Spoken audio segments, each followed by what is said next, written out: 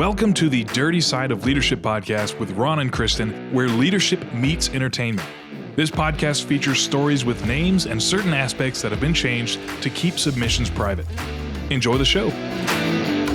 Welcome to the Dirty Side of Leadership podcast, where leadership meets entertainment. Also, where we dive into leadership's victories and failures. I'm Kristin, and as always, joined by my co-host and CEO of Forward Operations, Ron Ward. Today's topic is juicy. Ron, before we go into that, you've been traveling a lot and conducting training. How's that going? It is going great. We've developed a formula where you get live training and follow-up coaching. So I think it's going to actually make a difference for a change. Yes. I saw so many people go off to training. They get excited, come back Monday. All of it leaves them by lunch.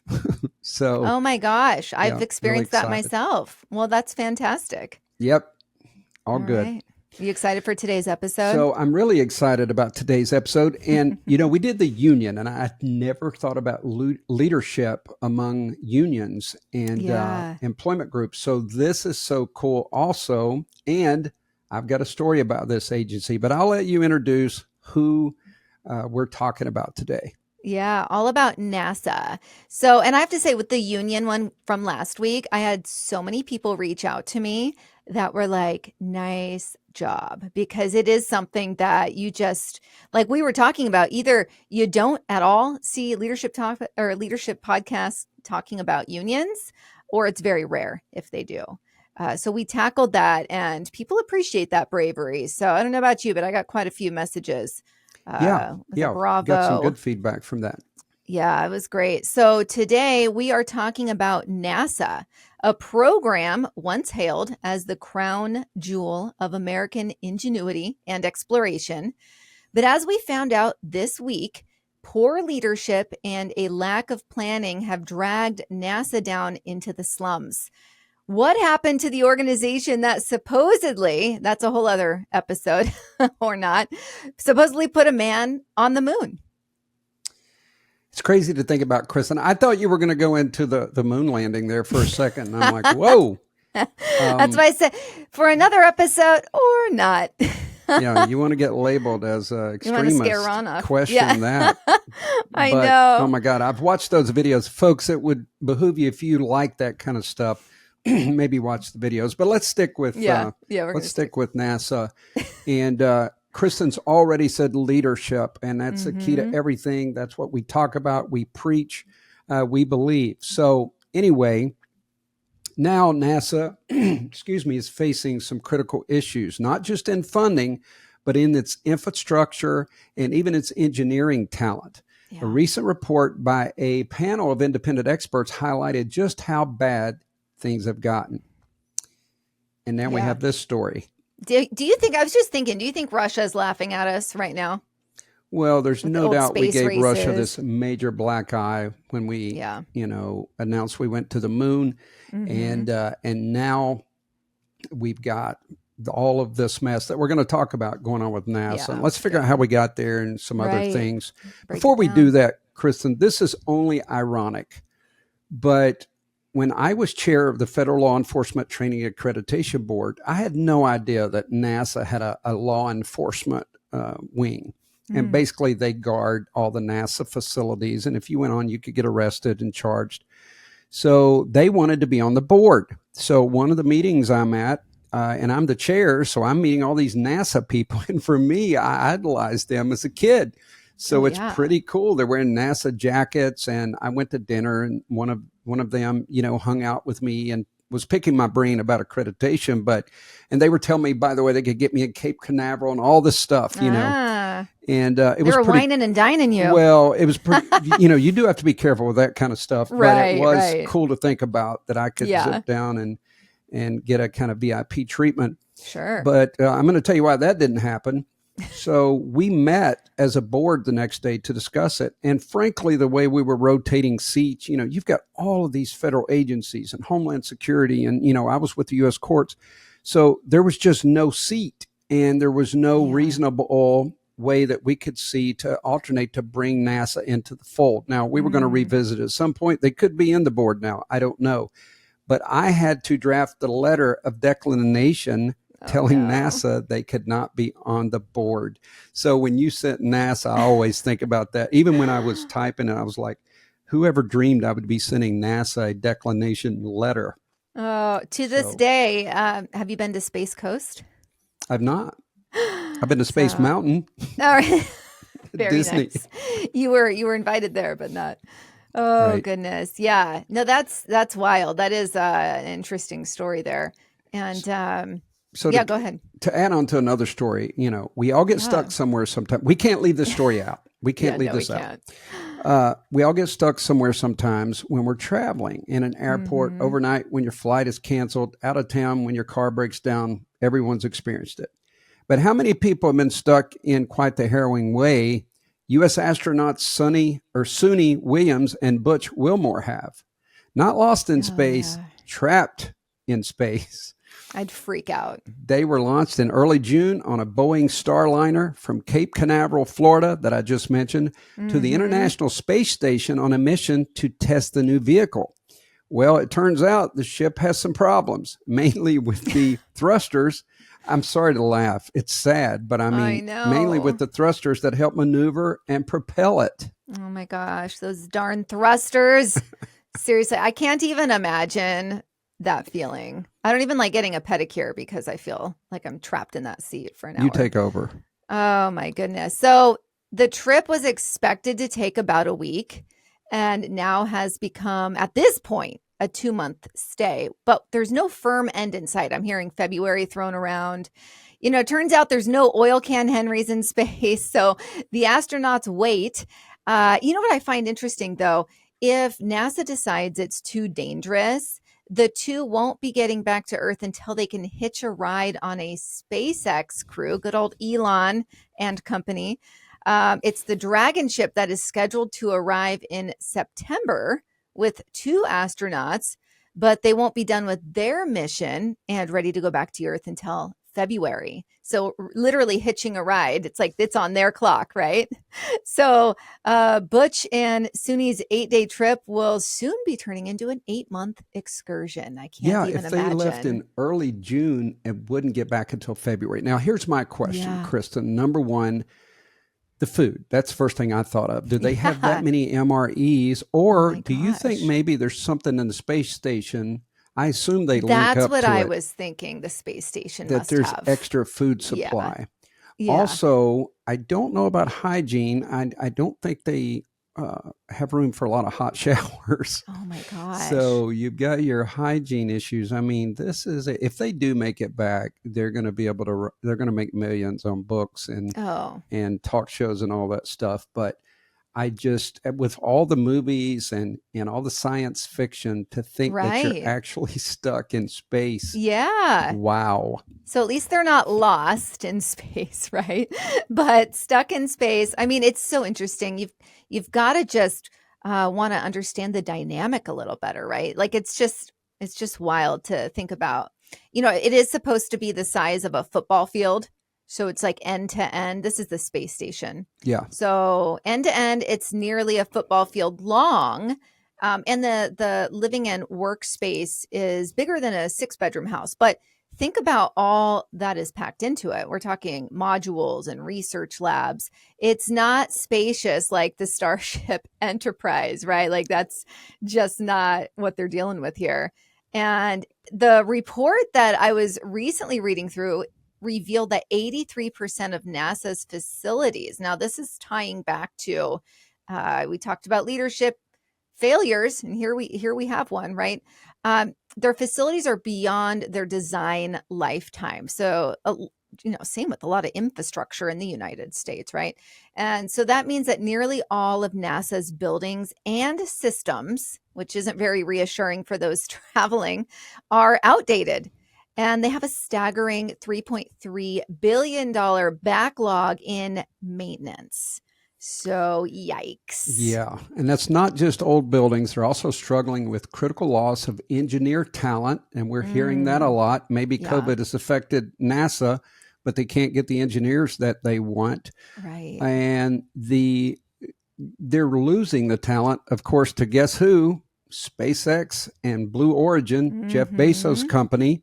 Yeah. You'd think once prestigious organization like NASA would be able to hold on to its top talent, but that's really not happening. And, it's a sad thing. Like I said, in that meeting, I'm sitting there looking at NASA jackets and thinking how cool these people are.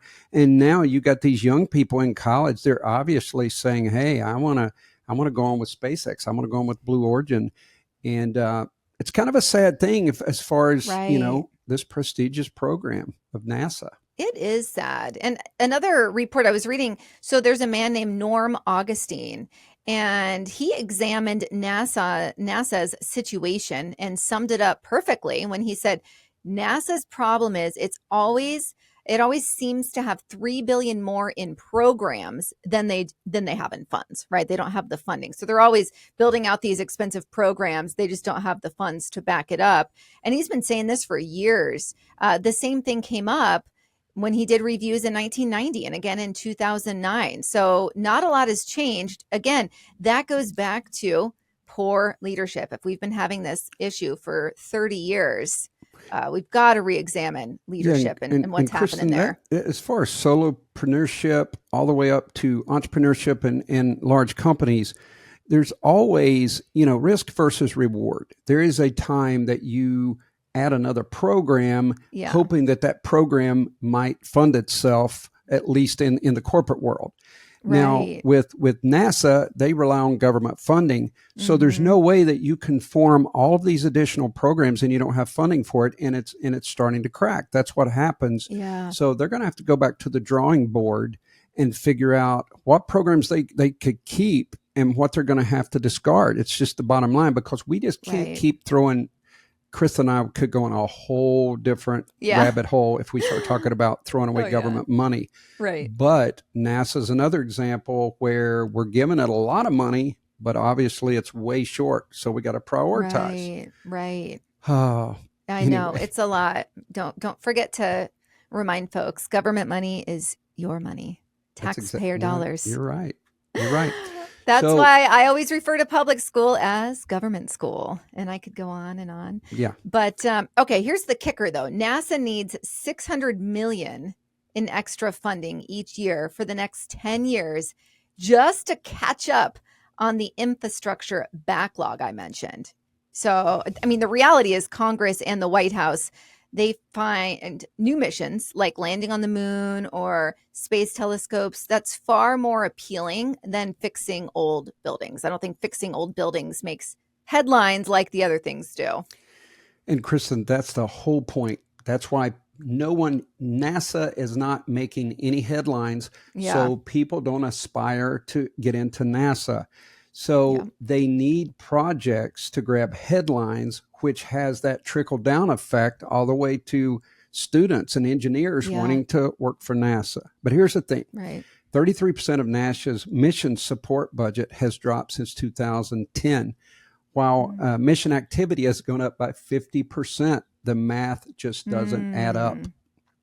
Thinking about 2010, I'm trying to remember, because didn't Obama cut some of the space program funding? I think so, but Congress would ultimately have to cut it. But I'm sure it was probably influenced.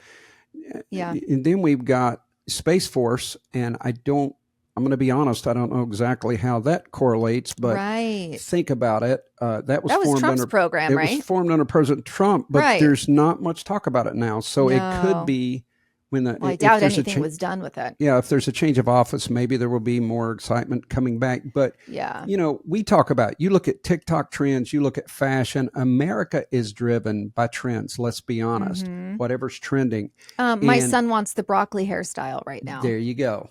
I rest my case. Whatever. It's 1970s, not good, but anyways, it's popular. But anyway, NASA's got to get itself trending. If you're listening, NASA, call us. We'll help you. Yeah. I'm assuming it's just not, it doesn't sound as sexy as, they have to cut through so much red tape where when you're a privately owned, like SpaceX or Blue Origin, you can work with these just amazing entrepreneurs who don't have to cut through the red tape quite like NASA does. So that's got to be appealing. Yeah. And then we have the issue of workforce expertise. NASA's increasing reliance on commercial partnerships is great for companies like SpaceX, but it's putting NASA at risk of becoming just a funding agency, a contract monitor, rather than a leader in space. They're giving all this money and stuff to SpaceX, and then they're just monitoring what SpaceX does. So we got a Houston, we have a problem. It's one of those things where I know that sounds bad. It's like, if we have SpaceX and Blue Origin out there doing the work, and it sounds like they might have the technology might be better, right? And they have the talent. Do we need NASA? Excuse me. I keep saying NASA like the Bahamas. Clearly I need a vacation. But someone would really be mad at me for saying that about NASA. But it just, just thinking though, like, is there a need right there? Since we think out loud on this podcast and say what other leadership podcasts do not, of course, Kristin and I talked about that before we went live. Here's the thing. You have to have safety measures in place.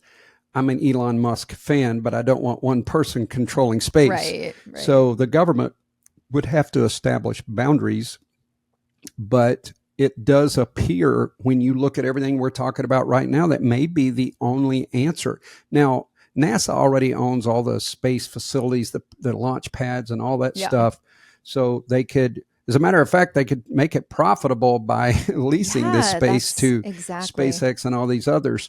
But they're going to have to do something very, very seriously, Kristin. Yeah. You know what they need to do is like AT&T Stadium. Every single room is rentable, even the locker rooms, like literally. And you can do something like that. If you start thinking like a business leader, not just a government employee who's spending tax dollars, you can get really creative and raise the funding. Can you imagine how many giant, fundraisers and just different events that you could have and make a lot of money off of those? I don't want to be too negative, but I don't believe our government has any idea how to make money instead of spend money. But let's carry on. I know. Carry on. All right. So we were talking about NASA's engineers. So the top engineers are saying that they're worried about their hands-on experience diminishing, rightfully so, with everything we're reading about. And once that top talent leaves, it's hard to gain back that momentum.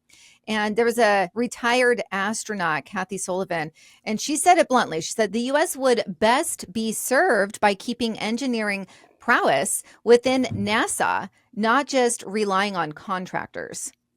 Exactly. And let's be clear, as I've said, SpaceX and Blue Origin rely heavily on NASA's expertise and facilities. We mentioned the launch pads, there's testing centers. These things have been in the works for years. But if NASA doesn't have the budget or the skilled workers to maintain those assets, we're in trouble. Even the best commercial partners can't succeed without NASA's full support. Well, that answers my question earlier. Like, can't we just save some money here? Anyways, okay. So this leads us to the Artemis program. And Artemis is a Greek goddess, and it actually means the hunt. And fun fact, she is the twin sister of Apollo. So I thought that was... Wow. kind of a cool little thing to add in there.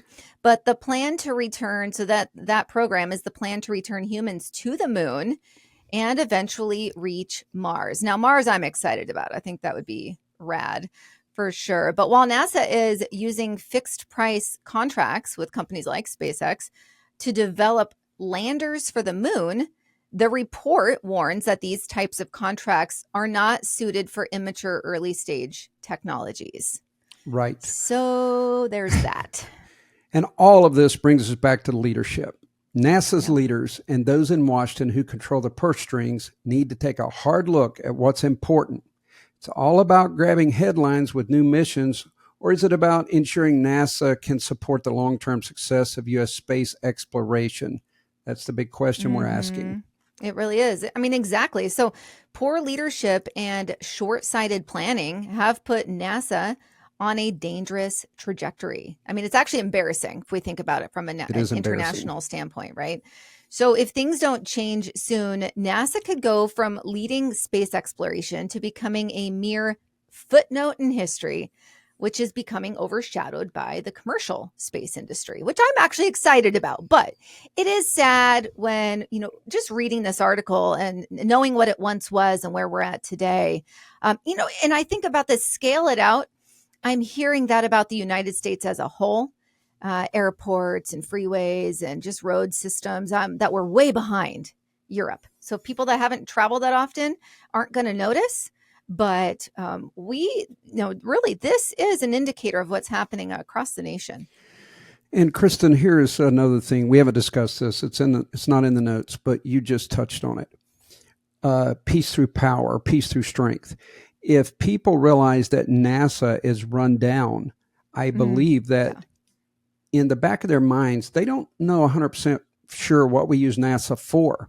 And remember when Reagan used the Strategic Defense Initiative to basically bolster that we were developing this space program that was going to protect America, the Russians were afraid. They were very afraid. As a matter of fact, they asked him to cease that program, or they weren't going to, they were not going to continue the arms talks. So if you got rusty old things going on with NASA, it's not going to put fear that we could be using the space station or space exploration to do anything else. So, there's something bigger at play here. Yeah, there really is. And I think, when it all comes down to leadership, we need to be able to look at things big picture and not take, in this situation, it's almost like it's going outdated. We've broken down Blockbuster versus Netflix, for instance, right? Like the differences. And it's almost like they're going out like a Blockbuster. So they need to reinvent and stay current. You talked about the purse strings. I mean, I have this feeling they don't need more money. What they need to do is take a look at how it's being spent right now and reallocate. That's always my answer to things. No, of course, that's the answer. There's money everywhere, and Congress knows it, but they use it based on lobbying and different things. Again, I'm not going to go down that. I'm not going to get in that spaceship, but maybe with reports like this, the one that we researched, Congress will start to take action to preserve NASA's future.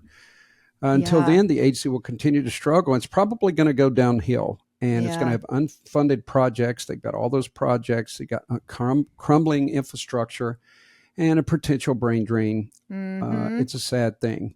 Yeah, it really is. And this was an article, I know a lot of people that read or they go to Citizen Free Press for some really good headline news articles. And this is where I found this. And so with the millions and millions of people that go and read those articles that are, I like to think of it as he's pulling out the Citizen Free Press. I don't know if you use them often, Ron, but the CEO, he does like 90% of the work himself. He goes and finds all of these different articles because it's usually like the most something that's going to make you clutch your pearls. Yeah. Like awe-inspiring or, oh my gosh, shocking or just ridiculously hilarious, but it's real.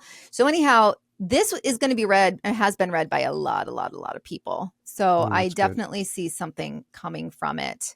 And if not, that just goes back to, again, leadership not getting out of their own way. Yeah. So, Kristin, I wanted to recap the leadership aspect. So we know there's more programs than there is budget. That's got to be decided. There's also no headline grabbers, so people are not aspiring to be a part of NASA. We know the infrastructure is in decline, dilapidated buildings and equipment and all of that stuff. So that doesn't excite anyone. The leadership obviously is lacking in some way. So this whole thing, and people that are in business right now can think this over, because this can affect any business. These same habits, these same ideas and decisions can affect any business. And then you start to rely on other ways to fix things. And now, again, as we said, they're just starting to be contract monitors instead of the great space exploration program that they once were. So we hope that this will help people in your own business, but also there's a lot of interesting topics here, and maybe enough people will get excited and, like Kristin said, I'm never going to say fun, reallocate. Let's get this thing rock and rolling again. Amen. I love it. Well, that's what we have for today's episode. And make sure to subscribe to the Dirty Side of Leadership podcast. Share this with your friends and family, coworkers too. Rate us if you have not. Like I said in the prior couple of podcasts, I'm sending out t-shirts to folks that are providing receipts that they have gone in and rated our podcast. So I've got quite a few. I've been posting pictures on our Facebook group. Quite a few people, they're loving that fabric and the look. So more pictures to come of happy listeners. But we appreciate you all, and thanks for listening, and we will catch you next time. Be the leader you're meant to be. See you next week. The Dirty Side of Leadership podcast is brought to you by Forward Operations. If you'd like to book Ron or Kristin for speaking events, training, or executive coaching, visit forwardoperations.com. Be the leader you're meant to be.